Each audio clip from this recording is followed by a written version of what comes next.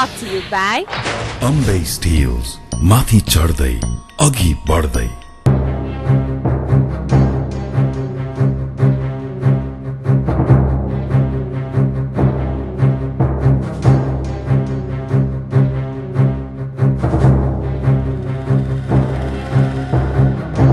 नमस्कार आदरणीय दर्शकहरू, संविधान निर्माण प्रक्रियाले एउटा नयाँ आयाम थपिएको छ। संविधान सभामा संविधान लेखन प्रक्रिया सुरु भएको छ र नियमावली पनि अनुमोदन भएको छ र विगतको संविधान सभाले गरेको सहमतिको स्वामित्व ग्रहण गर्ने गरी संविधान सभामा नयाँ प्रस्ताव पनि प्रवेश भएको छ। अब नेपालमा संविधान लेखन प्रक्रिया कसरी अगाडि बढ्छ त? दलहरूको बीचमा कसरी सहमति हुन्छ त? अथवा दलहरूले भने जस्तै गरी 1 वर्षभित्र नयाँ संविधान आउन सक्छ त? आज हाम्रो बीचमा नेपाली राजनीतिका बौद्धिक व्यक्तित्व संविधान सभा सम्बन्धी मन्त्री नरहरि आचार्य हुनुहुन्छ। नरहरिजी, यहाँलाई म कार्यक्रममा स्वागत गर्न चाहन्छु। संविधान सभा त सुस्त गतिमा अगाडि बढेको छ। सुस्त भन्दा पनि अब संविधान सभा ठोस रूपले नै अगाडि बढेको मान्नुपर्छ। हुन त अब 2 महिना भयो बैठक बसेको। यो बीचमा नियमावली बनाउने काम सम्पन्न भएको मात्रै होइन, हिजो समितिहरू पनि बने र त्योभन्दा पनि महत्त्वपूर्ण कुरो अघिल्लो संविधान सभाका सबै प्रतिवेदनहरू हिजो विधिवत संविधान सभाको पूर्ण बैठकमा प्रस्तुत भयो र हिजै अभिलेख अध्ययन तथा निर्क्युल समितिमा जाने गरेर त्यो प्रस्ताव पारित पनि भइसक्यो। तर पनि त्यो प्रस्ताव पारित हुँदैमा संविधान लेखन प्रक्रिया कहाँबाट सुरु गर्ने? तपाईहरु रुमल लिनु भएको छ, अलमल लिनु भएको छ नरहरि आचार्यजी? हैन, रुमलिएको अवस्था किन छैन भनेदेखि नियमावलीले प्रक्रियालाई प्रष्ट रूपले निर्धारण गरेको छ। अब त्यसलाई मोटामोटी 1.5-2 महिना त्यो समग्र सामग्रीहरूको अध्ययन गरेर निर्क्युल गर्न लाग्न सक्छ। किनभने 11वटा प्रतिवेदन छ, तपाईलाई थाहै छ। अब 400 पृष्ठका हाराहारीका प्रतिवेदनहरू छन्। त्यसैले एउटालाई 5 दिनको हिसाबले राख्दाखेरि पनि त्यति दिन चाहिँ लाग्छ र त्यो भइसकेपछि अधिकांश त के छ भनेदेखि सहमति भएका विषयहरू छन्। ती चाहिँ अब पूर्ण बैठक हुँदै मसौदा समितिमा गइहाल्छ। त्यसपछि मसौदा समितिले आफ्नो काम प्रारम्भ गर्छ र जुन विषयहरू हिजो विवादमा परेर अथवा भनौँ एकमत नभएर अड्किएका थिए, खास गरी प्रदेशको ढाँचा सम्बन्धमा र शासकीय स्वरूपका सम्बन्धमा। तर पनि पहिलो संविधान सभाले गरेको निर्णय तपाईले जुन किसिमको स्वामित्व ग्रहण गर्ने भनेर भन्नुभएको छ नि, यो संविधान सभाको के औचित्य रह्यो त? हैन, यो गम्भीर प्रश्न तपाईहरु माथि जनताले सोध्न थालेका छन्। हैन, त्यो स्वामित्व ग्रहण गर्ने भन्ने कुरो चाहिँ त अब सञ्चार माध्यममा आएको चाहिँ शब्द हो, अब बाहिर बोलिएका शब्द हुन्। स्वामित्व भन्दा पनि हिजो संविधान सभाले गरेका कामहरूलाई पूर्णता दिन यो संविधानको निर्वाचन भएको छ। बाधा अड्काउ फुकाउ अध्यादेशको बेहोरा हेर्यो भनेदेखि प्रष्ट छ। यो संविधान सभा हिजो संविधान सभाले 4 वर्षमा संविधान बनाउन नसकेको कारणले जे जति काम भएको छ त्यो कामलाई पूर्णता दिनका लागि यो भएको छ। तर पनि नयाँ जनादेश अनुसार नयाँ संविधान सभा बनेको होइन? हैन, नयाँ जनादेश तपाईले जनतामा जाँदाखेरि संविधान 1 वर्षभित्र दिने भनेर प्रतिबद्धता व्यक्त गर्नुभएको हो। त्यही भएर नै हामीले आफ्नो चाहिँ प्रस्तुतिको काम गर्ने शैलीलाई परिवर्तन गर्नु पर्यो हो। नत्र त 4 वर्षको अवधि छ संविधानमा त अहिलेको संविधान सभाको। तर पनि हामीले 1 वर्षका लागि भनेर जुन प्रतिबद्धता प्रकट गरेका छौँ त्यो प्रतिबद्धता सुहाउँदो कार्यशैली र कार्यतालिका बनाउन जरुरी हुन्छ। त्यसैले गर्दाखेरि हामी हिजो संविधान सभाले गरेका कामहरू जो चाहिँ कतिपय सहमति भएका थिए, कतिपय असहमति भएका थिए, कतिपय आंशिक थिए। होइन, सबै निर्णय स्वीकार कहाँ गरेका छ र? खालि अहिले त के छ भने ती कुरालाई यो संविधान सभाको जानकारीमा ल्याइयो। अहिले अब उसको सम्पत्ति भयो त्यो। हिजो हामीले संविधान सभा सुरु गर्दा के थियो भनेदेखि हामीसँग आफ्नो अनुभव केही पनि थिएन। हामीले बाहिरका अनुभव, भारतका अनुभव, संविधान बनाउँदा 60 वर्ष अगाडिको, दक्षिण अफ्रिकाको अनुभव 15 वर्ष अगाडिको, यी अनुभवहरूलाई सिक्ने, जान्ने, त्यसबाट कुराहरू लिने काम गरिरहेका थियौँ। अब अहिले त हाम्रो लागि के छ एउटा विशेष भनेदेखि अन्तका अनुभव हाम्रो ठाउँमा छन्, तर हाम्रो आफ्नै अनुभव पनि विगत 4 वर्षका भए। संविधान सभा असफल भयो नि? हैन, असफल भन्दा पनि त्यसले संविधान बनाउने कामलाई पूर्णता दिन सकेन। यो मुलुकमा लोकतान्त्रिक गणतन्त्रको घोषणा पहिलो संविधान सभाले नै गरे हो। यो मुलुकमा शान्ति प्रक्रियालाई पूर्णता दिने काम पहिलो संविधान सभाले नै गरे हो। कसरी असफल भएर संविधान बनाउने कामलाई पूर्णता दिन सकेन? मुख्य विवादमा तपाईहरू जसरी फसिरहनु भएको शासकीय स्वरूपको कुरा गर्दाखेरि हैन, संहिताको कुरा गर्दाखेरि यसमा कसरी सहमति विवाद भन्दा पनि पार्टीहरूका यी प्रस्तावहरू अलग अलग थिए, तिनलाई एक ठाउँमै ल्याउने काम चाहिँ पुरा हुन सकेको थिएन। शासकीय स्वरूपमा त एक प्रकारले हामीले सहमति पनि गरेका थियौँ। कसरी सहमति भएको छ शासकीय स्वरूपमा? होइन, अघिल्लो पल्ट संविधान सभामा एउटा मिश्रित ढङ्गको शासकीय प्रणालीको बारेमा पार्टीहरूका बिचमा सहमति त भएको थियो, नभएको त होइन। नेपाली कांग्रेस मिश्रित प्रणालीको पक्षमा छ र? होइन, नेपाली कांग्रेस पनि मिश्रित प्रणालीको पक्षमा छैन, माओवादी पनि छैन, एमाले पनि छैन, आफ्नै पक्षमा छन् सबै। प्रत्यक्ष रूपमा प्रधानमन्त्री निर्वाचित हुनुपर्छ भन्ने व्यक्ति होइन नेपाली कांग्रेस पार्टीभित्र? होइन, प्रत्यक्ष रूपमा प्रधानमन्त्री बन्नुपर्छ भन्ने मेरो प्रस्ताव थियो। यो संविधान सभामा पनि ती कुराहरू उठेका छन्, त्यो पनि एउटा पक्ष हो। तर कुरो के हो भनेदेखि कसैको एउटाको प्रस्ताव मात्रै टुङ्गो लाग्छ र अब टुङ्गो लाग्दाखेरि कुन चाहिँ लाग्छ, कुनको चाहिँ गुणदोषहरू हेरिन्छ। त्यसैले अब यो त संविधान सभाले टुङ्ग्याउनु पर्यो। एमालेको कुरा मिलेको छ आजको दिनमा? होइन, एमालेको कुरा शासकीय स्वरूपको कुरा गर्दाखेरि होइन, एमालेको कुरा र हिजो तर के गर्नु, हिजो संविधान सभामा कांग्रेस र एमालेको कुरा मिलेको थियो। हिजोको संविधान सभामा कांग्रेस र एमालेको कुरा मिल्यो। त्यसैले गर्दा अब त्यो कुराहरूको त आफ्नो ठाउँमा छ, अहिले पनि मिल्छ, अहिले पनि सबैको कुरा मिलाउँछौँ। तपाईँ पनि प्रत्यक्ष रूपमा प्रधानमन्त्री निर्वाचित हुनुपर्छ भन्ने पक्षमा अडिग रहनुहुन्छ? होइन, अडिग रहेर कहीँ संविधान भन्छ त्यसमा सबैलाई सहमत बनाउन सक्दा त्यो हुन्छ, अथवा अर्कोमा सहमत भयो भने अर्को हुन्छ। त्यसरी यसमा विवाद हुँदैन। मैले भनेको कुरा के हो भने हिजो त्यस्तो आफ्नो अडान हुँदा पनि पार्टीहरूले एउटा उपाय निकालेर मिश्रित प्रणालीमा सहमति गरेका थिए भने कांग्रेस पार्टीले संसदीय व्यवस्थालाई स्वीकार गर्छ, अंगीकार गर्छ र प्रधानमन्त्री चाहिँ संसदबाट हुन्छ भनेर तपाईले स्पष्ट लेख्नु भएको छ। हैन, त्यो कांग्रेसको आफ्नो औपचारिक प्रस्ताव त्यही हो, त्यसलाई मैले किन स्वीकार नगर्ने? कांग्रेसको औपचारिक प्रस्ताव हो। तर संविधान सभाभित्र सांसदका रूपमा विभिन्न विचारहरू दृष्टिकोणहरूको बीचमा छलफल हुन्छ। त्यसैले के चाहिँ गर्नुपर्ने हुन्छ भन्ने कुरो त संविधान सभाले निर्णय गर्छ, पार्टीले निर्णय गरेर त हुँदैन नि। कुनै पनि कुराहरू माओवादीले निर्णय गरेर हुन्न, एमाले निर्णय गरेर हुन्न। घोषणापत्र लिएर जाँदाखेरि त्यो कुरा सोच्नु भएको थिएन? अनि किन नसोच्ने? हामीले त्योभन्दा तल अर्को लाइन पनि त लेखेका छ नि, संविधान सभाले जे गर्छ त्यो हामी मान्छौँ भनेर पनि त लेखेका छ नि, त्यो पनि त हेर्नु पर्छ। नेपाली कांग्रेसले घोषणापत्रमा जे लेखेको छ त्यसलाई मान्नुपर्छ भन्ने छैन। होइन, मान्नुपर्छ भन्ने किन नहुने?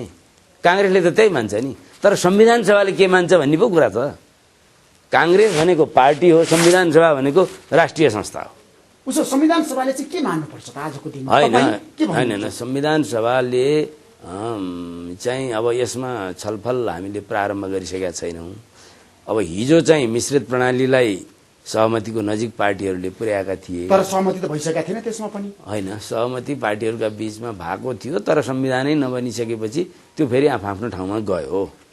अब अहिले यस विषयमा छलफल प्रारम्भ भइसकेका छैन, प्रारम्भ होला, जुन उपयुक्त हुन्छ त्यसलाई मान्ला। यसमा कुन ठुलो समस्या भयो? एउटा कुरो म के भन्छु भने यसपटक चाहिँ शासकीय स्वरूपमा पहिले हामी छलफल गरेर टुङ्गो लगाउँछौँ, प्रादेशिक संरचनामा त्यसपछि टुङ्गो लगाउँछौँ, अनि अरू विषयमा प्रवेश। उसो भए पहिला तपाईहरु शासकीय स्वरूपमै टुङ्गो लगाउनुहुन्छ? एकदम त्यसमा टुङ्गो लगाउँछौँ नि। किनभनेदेखि त्यो नलगाइकन अरू चाहिँ संविधानका अरू ढाँचाहरूलाई बनाउन कठिन हुन्छ। उसो नेपाली कांग्रेस राष्ट्रपति र प्रधानमन्त्री पद्धति मध्ये कुन चाहिँ अंगीकार गर्छ त? होइन, कांग्रेसले त चाहिँ संसदीय प्रणाली अंगीकार गरिरहेकै छ नि, तर आएका विचारहरूमाथि खुला रूपले छलफल गर्न कांग्रेस तयार छ भनेर पनि सँगसँगै भनेको छ। त्यसैले यो कुरालाई त बुझ्न पर्यो नि। यो माओवादीको जुन प्रस्ताव छ नि राष्ट्रपतिको प्रत्यक्ष रूपमा निर्वाचन हुनुपर्छ भन्ने प्रस्तावमा कांग्रेस सहमत हुन सक्दैन? होइन, अहिले त बरु माओवादी नै त्यसमा सहमत छ कि छैन भनेर सोध्नुहोस् न। बरु कांग्रेसको कुरा छोडिदिनुहोस्, माओवादी नै त्यो प्रस्तावमा सहमत छ कि छैन पहिला उसलाई पनि सोध्नुपर्ने अवस्था छ। किनभने उसले घोषणापत्रमा स्थानीय निकायको निर्वाचन तुरुन्त 6 महिनाभित्र गर्ने भनेको थियो, अब त्यसमा हामी सहमत छैनौँ भनिदियो।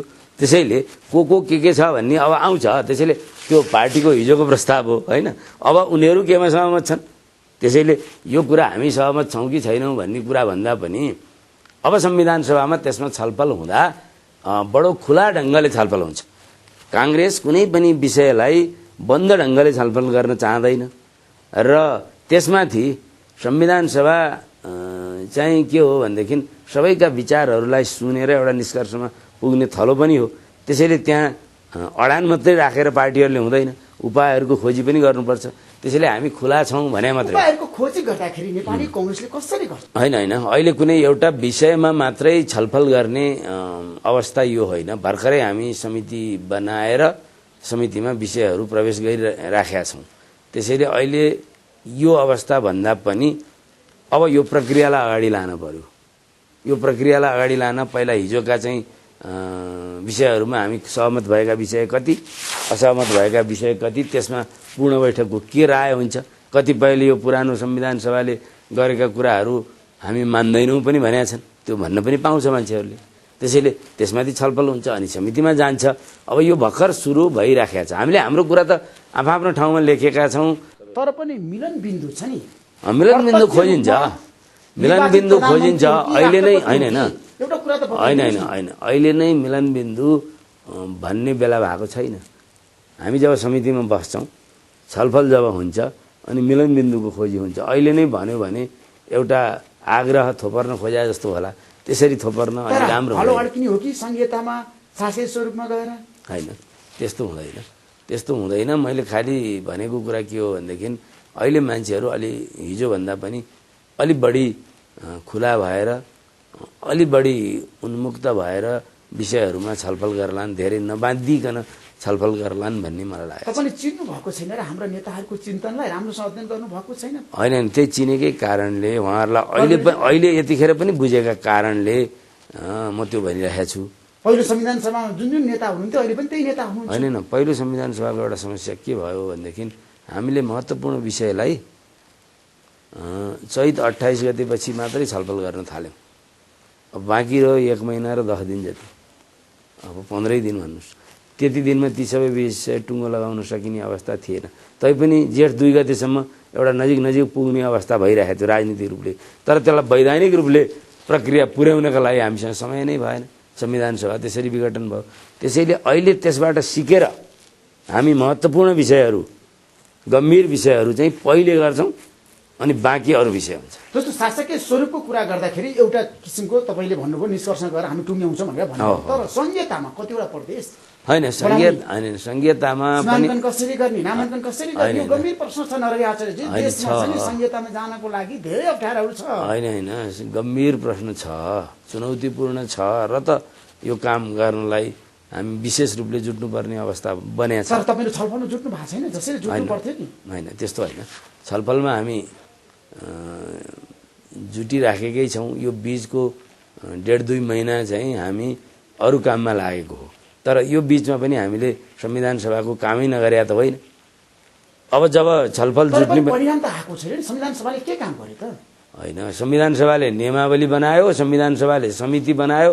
अब सम्पूर्ण पुरानो कुराहरूलाई लियो। अब सुरु हुन्छ सबै काम। समिति बनाउनु, समितिको नेतृत्व कसले गर्ने हो, कसरी हो, त्यसमा विवाद छ। तपाईँ यसलाई केही विवाद छैन, किनभनेदेखि विवाद भएर पनि यसले कुनै काम रोकिँदैन। समिति अब बैठक बस्छ अनि जुन दिन सभापतिको निर्वाचन हुन्छ भइहाल्छ, नभइन्जेल पनि काम केही रोकिँदैन। किनभने ज्येष्ठ सदस्यले अध्यक्षता गर्न सक्नुहुन्छ समितिमा। होइन, सर्वसम्मत भएन भने प्रक्रिया हुन्छ नि, के त्यो टाउको दुखाउनु पर्यो त्यसमा? समितिमा नेतृत्वको लागि किन नहुने? त्यो हुन नमिल्ने कुरा हो र? तपाईँहरू सबैको चुनावको लागि जाँदै हुनुहुन्छ, सहमति खोज्दै हुनुहुन्छ अनि समितिको नेतृत्वको लागि चुनाव गर्ने? होइन, किन नगर्ने? समितिको नेतृत्वको लागि आवश्यक पर्यो भने चुनाव हुन्छ, तर त्योभन्दा अगाडि हामी सहमतिमा पनि बनाउन सक्छौँ। त्यसको लागि हाम्रो प्रयत्न पनि छ। नेपाली कांग्रेस संहिताबाट ब्याक हुन सक्दैन आजको दिनमा? अब किन हुने? के आवश्यक छ संहिताबाट ब्याक हुन? किन आवश्यक छ? नेपालले संहिता धान्न सक्छ यो देशले? किन नधान्ने? धान्ने ढङ्गको ढाँचा ल्याउँछ नि त काङ्ग्रेसले। कस्तो किसिमको ढाँचा ल्याउँछ नेपाली कांग्रेसले? होइन, हामीले त प्रस्ताव गरिसकेका छ नि 7 प्रदेश भनेर। अरू पार्टीले मान्नु पर्यो नि त, तपाईँले मात्रै होइन। एमाले पनि मानिसकेका छ। यो माओवादीले मान्नु पर्ला, मधेसवादीले मान्नु ठिक छ, मान्नु पर्ला। उहाँहरूलाई नि त मनाउने प्रयत्न हुन्छ नि। संहिता हाम्रो देशको लागि किन आवश्यक छ त्यसको बारेमा तपाईँले भन्न सक्नु भएको छ जनतालाई? होइन, किन नभन्नु? हामीले त्यसकै बारेमा धेरै भनेका छौँ। हामीले भनेकै त्यही हो। अब मलाई व्यक्तिगत भन्नुहुन्छ भने त मैले 12 वर्षदेखि भनेको छु। त्यसैले गर्दा यो संविधान सभा बनेको त भर्खर 5-6 वर्षको कुरा भयो। 12 वर्ष अगाडिदेखि 54 सालदेखि निरन्तर मैले भनिरहेको छु किन आवश्यक छ नेपालको लागि संहिता र कस्तो खालको संहिता आवश्यक छ भनिरहेको छु। त्यसैले तर भन्न तपाईँको बाँकी कुरालाई छैन। पार्टीले स्वीकार गरेको छैन नि कांग्रेस पार्टीले। किन गरेन? किन गरेन? तपाईँको प्रस्तावलाई पार्टीले मानेको छ? किन मानेन? अब त अरूले समेत मान्न थालिसके, पार्टीको त कुरै छोड्छ। उसो भए तपाईँको 7 प्रदेश सम्बन्धी प्रस्ताव सबैले मान्छन्। सहमतिमा जुट्ने स्थिति सिर्जना हुँदैछ। यसमा यो मेरो प्रस्ताव त्यसको प्रस्ताव भन्नुभन्दा पनि मुलुकका लागि उपयोगी ढङ्गको विचार जुन आइरहेछ त्यो आइरहेको विचारलाई सबैले मान्छ। 7, 11, 14 सम्म प्रस्ताव आएको छ नि, तपाईँलाई थाहा छ नि। होइन, त्यो त छँदैछ। ती त विचारहरू हुन्, प्रस्तावहरू हुन्। तपाईँले भनेअनुसार प्रस्ताव धेरै आउँछन् र त अनि छलफल हुन्छ नि। पहिले नै एक आउने भने त त्यो त हुकुमी शासनमा मात्रै हुन्छ जस्तो त। कहाँ लोकतन्त्रमा एउटा मात्रै प्रस्ताव आउँछ? प्रस्ताव त अनेक आउँछ नि, अनि त्यसमाथि छलफल हुन्छ। समाज समितिमै विवाद भयो भने के गर्ने? होइन, संवाद गर्ने भनेकै बाँकी रहेका विवादलाई टुङ्ग्याएर सहमतिमा पुर्याउने प्रयत्न। सम्भव छ र? हाम्रो देशका नेताहरू मिल्न सक्छ? किन सम्भव हुँदैन? तपाईँ किन यसरी निराश हुनुभएको छ अथवा किन यसरी आशंका गरिरहनु भएको छ? आशंका गरे होइन, मैले प्रश्न मात्र तपाईँलाई ठिकै छ। सोधेको हो। नेपाली जनताले तपाईँहरूलाई जुन किसिमको प्रश्न सोधिरहेको छ नि, दलहरू अझै पनि केही गर्न सकेनन् भन्ने गुनासो छ। होइन, जनतालाई गुनासो गर्ने हक त छ नि। हामी जनताको प्रतिनिधि हो, आफ्नो प्रतिनिधिका बारेमा टिका टिप्पणी गर्ने। मैले जनताको कुरा तपाईँलाई सोधेको मात्रै। एकदम त्यो गर्ने हक जनतालाई छ। त्यसैले त म उत्तर दिइरहेको छु तपाईँको, नत्र किन दिन्थेँ र? जनताकै प्रश्न भनेर त उत्तर दिइरहेको छु नि। तपाईँ आश्वस्त हुनुहुन्छ है संहितामा पनि कुरा मिल्छ भनेर? किन नमिल्ने? यो आवश्यक छ, मुलुकको आवश्यकता हो यो। तर के भने ढाँचाको बारेमा विवाद हो नेपालमा। ढाँचा कस्तो बनाउँछ उसो भए? संहिताको ढाँचाको कुरा गर्दा ढाँचा भने चाहिँ कस्तो हुन्छ भनेदेखि हामीले अघिल्लो संविधान सभामा पनि लामो बहस गऱ्यौँ। पहिचान र सामर्थ्यको आधारमा संहिता चाहिन्छ भनेर। पहिचानले मात्रै पनि संहितालाई धान्न सक्दैन र सामर्थ्य मात्रै पनि संहिताको एकमात्र आधार हुन सक्दैन। त्यसैले गर्दाखेरि यी दुवै कुरा, त्यो परिपक्व विचार थियो, त्योभन्दा बाहिर जानुपर्ने कुनै आवश्यकता नै छैन। तर त्यसमा इमान्दारीपूर्वक हिजो पालना हुन नसक्या हुनाले अलमल भएको। अब यसपटक चाहिँ सबैले त्यसमा इमान्दारीपूर्वक पालना गर्ला। पहिलो संविधान सभामा जातीय मुद्दा धेरै उठ्यो, तपाईँलाई पनि थाहा छ नि। एकल जातीय प्रदेश कि बहुजातीय प्रदेश कि बहुपहिचान सहितको प्रदेश कि। त्यसैले मैले त्यही भने नि त, जुन सन्तुलनका साथ हिजो चाहिँ राज्य पुनर्संरचना समितिले अवधारणा बनाएको थियो त्यो सन्तुलनमा हामी अडिरहन सकेनौँ। त्यसमा बहकियौँ। बहकिनुको परिणाम के भयो त भन्दाखेरि त्यो काम पूर्ण हुन सकेन। अब यसपटक त्यसरी बहकिन जरुरी छैन। हामी ठोस रूपले हिजो गम्भीरताका साथ एउटा निष्कर्षमा पुर्याइएको छ। परिपक्वताका साथ सामर्थ्य चाहिन्छ, पहिचान चाहिन्छ भने जुन ढङ्गले हामीले भनेका छौँ त्यही आधारमा। ढाँचाको कुरा गर्दाखेरि तपाईँहरू बहुपहिचान सहितको राज्यको पक्षमा हुनुहुन्छ? होइन, पहिचान त अब बहु त यसै बहुलवादमा हामी विश्वास गर्ने हो। पहिचान त हरेकको चाहिँ बहुल नै हुन्छ। कसैको पनि मान्छेको पनि एउटै एक्लै पहिचान हुँदैन, विभिन्न खालका पहिचान हुन्छन्।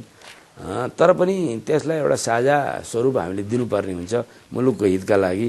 त्यसैले तपाईँ अब आफ्नो ढङ्गले विचार गर्नुहोस्। तर हामी चाहिँ एक प्रकारको चाहिँ बहुपहिचान भने पनि साझा पहिचान भने पनि पहिचानलाई पनि हामी सम्मान गर्छौँ र सामर्थ्यको आवश्यकता पनि हामी देख्छौँ। सामर्थ्य त चाहिन्छ एकदम। उसो भए नामाङ्कन गर्दाखेरि कसरी गर्नुहुन्छ तपाईँ? अनि नाममा धेरै ठुलो विवाद नहुनुपर्ने हो भन्ने लाग्छ। तर पनि हामीले हिजो पनि के भनेको छ भने नाम सकेसम्म सबै सहमति हुन सकेको नाम राख्ने हो। सबभन्दा हाम्रो पहिलो प्राथमिकता त्यो हो। यदि सबै सहमति हुन सकेन कुनै नाममा भनेदेखि कसैलाई चित्त नदुख्ने नाम राख्ने हो भन्ने पनि छ हाम्रो। सबै दलहरू सहमति हुन सकेन भने तपाईँले सबैलाई चित्त बुझ्ने गरी नाम राख्ने हो? एकदम राखिन्छ।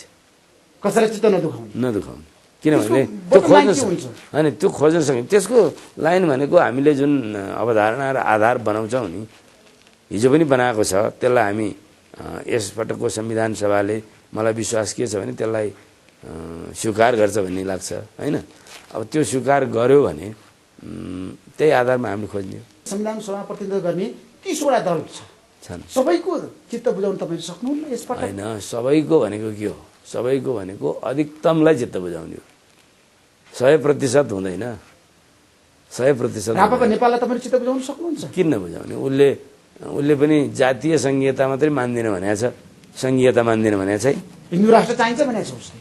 त्यो पनि उसले हिन्दू राष्ट्र चाहिन्छ भने होला, तर त्यो कुन प्राथमिकतामा छ त्यो अहिलेसम्म उसले बताएको छैन। अहिलेसम्म संविधान सभाभित्र उसले केही भनेको छैन। त्यो कुरा उसले राजासहितको प्रजातन्त्रको कुरा गरेको छ। खै त्यो कुरा नि अहिलेसम्म केही भनेको छैन संविधान सभामा।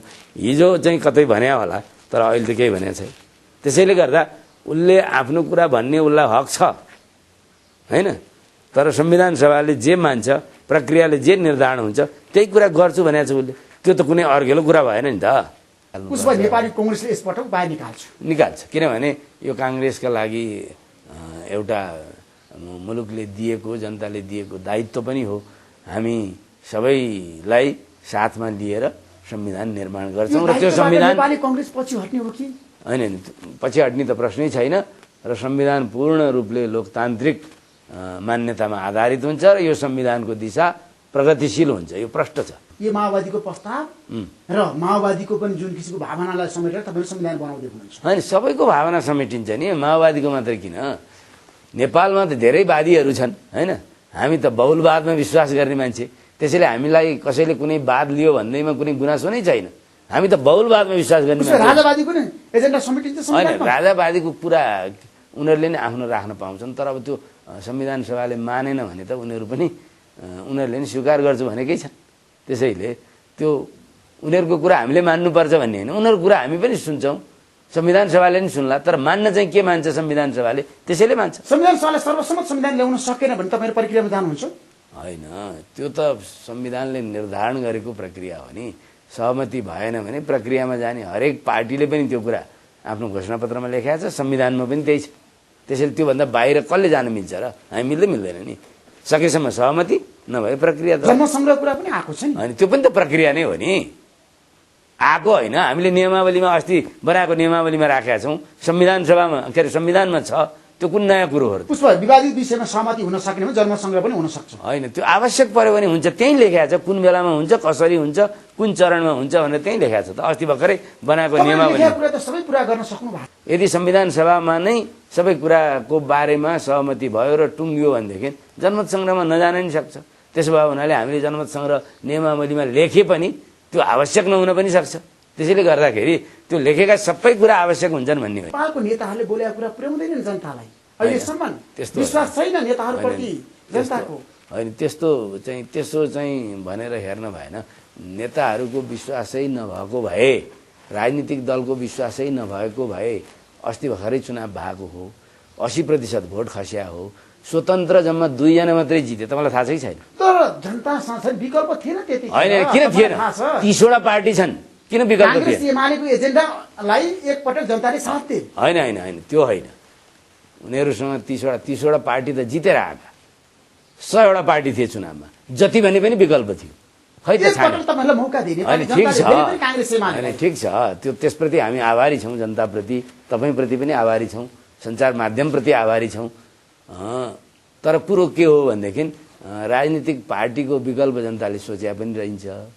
र अहिले त के देखियो भनेदेखि जुन पार्टीले हिजो चाहिँ यहाँ सबै कुराको नेतृत्व गरिरह्यो त्यही पार्टीको पनि विकल्प सोच्ने बेला आइसकेका छैन भने पनि त छ। यो त यथार्थ हो नि। सचिनको लागि अन्तिम मौका पनि त हो नि। ठिक छ, हामीलाई मौकै दिएको हो जनताले, त्यसका लागि हामी जनताप्रति त पूर्ण आभारी छौँ। उसो जनचाहना अनुसारको संविधान आउँछ हाम्रो देशमा। एकदम, त्यो हाम्रो अभिष्ट नै त्यही हो, हाम्रो उद्देश्य लक्ष्य नै त्यही। कहिलेसम्म जारी गर्नुहुन्छ नयाँ संविधान?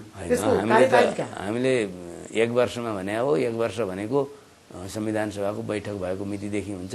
अहिले 2 महिनाको संविधान सभाको बैठक सुरु भएको हो नेपालमा। अब अर्को माघ 8 गतेसम्मको लागि हामीलाई हाम्रो प्रतिबद्धता त्यसमा छ। अर्को माघ 8 गते मुलुकले नयाँ संविधान पाउँछ?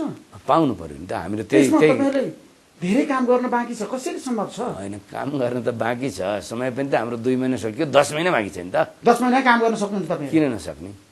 सबै कुरा मिल्छ उसमा? सबै कुरा मिलाउँछौँ हामी, आफै मिल्ने भए त हामी किन चाहिन्थ्यो र? तपाईले घोषणापत्रमा जुन किसिमको कुरा उल्लेख गर्नु भएको छ नि, 1 वर्षभित्र संविधान दिने कुरा त बताउनु भएको छ नि जनतालाई, त्यो कुरा पुरा गर्नुहुन्छ यसपटक? एकदमै पुरा गर्छौँ। पुरा गर्नु भएन भने? होइन, पुरा गरेनौँ भने त हामीलाई सजाय गर्न जनता तयारै छ नि।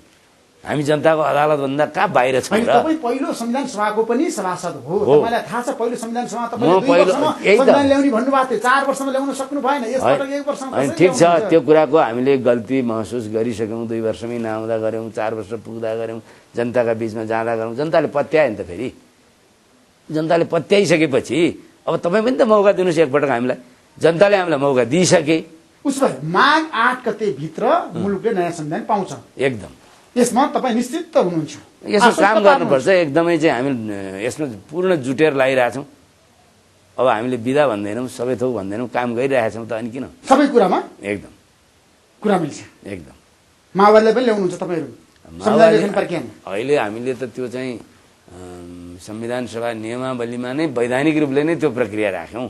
अरू बाहिरकासँग पनि संवाद गर्ने, सबै दलहरू जो बाहिर छन्, सरोकारवालाहरू सबैसँग संवाद गर्ने राजनीतिक समाज समितिमा तपाईँहरू यो कुरा गर्नुहुन्छ? एकदम यसको कामै त्यही हो। त्यो उसको जुन कार्यक्षेत्र छ त्यसैमा यी शीर्ष नेताहरू राख्नु जम्मो हो नि त यो पनि? होइन, जम्मो त यसो भयो किनभने समितिको सङ्ख्या हामीले घटायौँ र समितिमा चाहिँ संविधान सभाका सबै सदस्य कुनै न कुनै समितिमा पर्नुपर्ने एउटा चाहिँ व्यवस्था प्रचलन सबै कुरा भएको हुनाले अलि ठुलो भयो समिति। तर ठुलो हुँदैमा काम गर्न हामी अनेक तरिका निकाल्छौँ नि त।